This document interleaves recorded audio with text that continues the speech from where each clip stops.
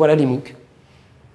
Alors, on est en 1935, la télévision est une technologie émergente, et déjà il y a quelqu'un pour se dire, bah tiens, au fond, il suffirait de mettre le prof d'un côté, les récepteurs de l'autre, et puis on pourrait diffuser le savoir absolument partout. Donc il y a aussi cette idée que l'usage peut, et que les usagers peuvent créer l'usage du MOOC et peuvent finalement inventer ces nouvelles modalités de certification qui, dans mon esprit, resteront de toute façon complémentaires tout ça ne remplacera pas les universités, ne remplacera pas les établissements, ni les marques, ni le lieu physique. Et nous, on a un système éducatif, de la maternelle au doctorat quasiment, qui tient debout. Quoi qu'on en dise, je veux dire, moi je le critique beaucoup, mais il y a un consensus social extrêmement fort autour de ce système-là, de comment il fonctionne, chez plein de gens. Donc pourquoi on irait le changer?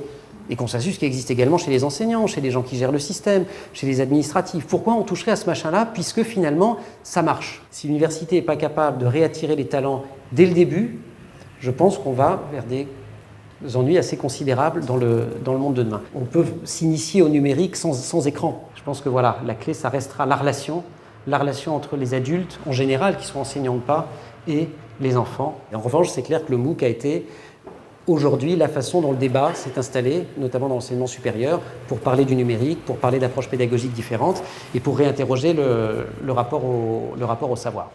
Aujourd'hui, on parle des MOOC comme d'une révolution, mais le MOOC, en fait, c'est ni plus ni moins qu'un professeur qui se filme et qui poste son cours sur Internet. Aujourd'hui, il n'y a pas un enfant de 10 ans qui ne sait pas publier une vidéo de lui sur Internet.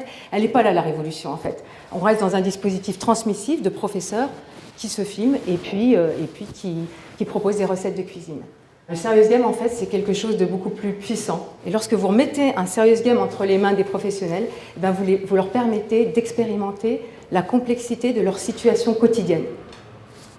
Et ça, c'est quelque chose qui est extrêmement important parce qu'ils se découvrent en train de prendre des décisions, en train de prendre des risques.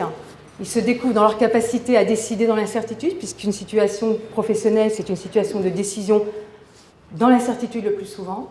Et en fait, ce que j'aime dire, c'est que le serious game, c'est un dispositif qui permet non seulement d'apprendre à agir, mais d'apprendre à devenir. En fait, les professionnels, lorsqu'ils s'exercent avec des serious games, apprennent à devenir. Ils se découvrent, ils prennent confiance, et du coup, j'ai envie de dire, ils abordent leur quotidien avec plus de sérénité. Mais vous pourrez lire tous les livres de management ou écouter tous les MOOC de managers de la Terre entière. Tant que vous n'êtes pas confronté à la complexité d'un collaborateur en vrac, d'un conflit de personnes, d'un pervers manipulateur, vous ne savez rien faire en termes de management.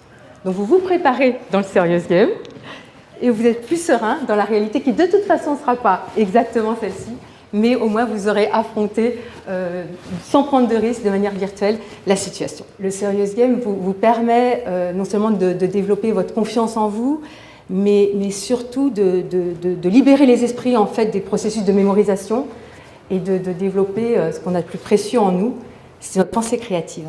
Et vous en parlez beaucoup aussi dans votre livre de cette pensée créative qui est indispensable aujourd'hui pour le développement des entreprises du XXIe siècle. Pourquoi on n'aurait pas une école qui à la fois vous apprend des choses, vous initie à la créativité, contribue à faire de vous un citoyen et vous permet d'accéder, vous informe de ce que sont les métiers et vous permet d'accéder à un métier. C'est pas un truc impossible.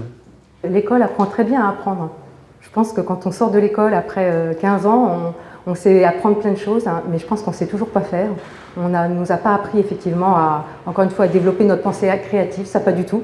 Et je pense que c'est là où il y a un véritable sujet qu'on doit tous travailler. Mais je pense qu'apprendre à apprendre, en tout cas en France, on sait faire.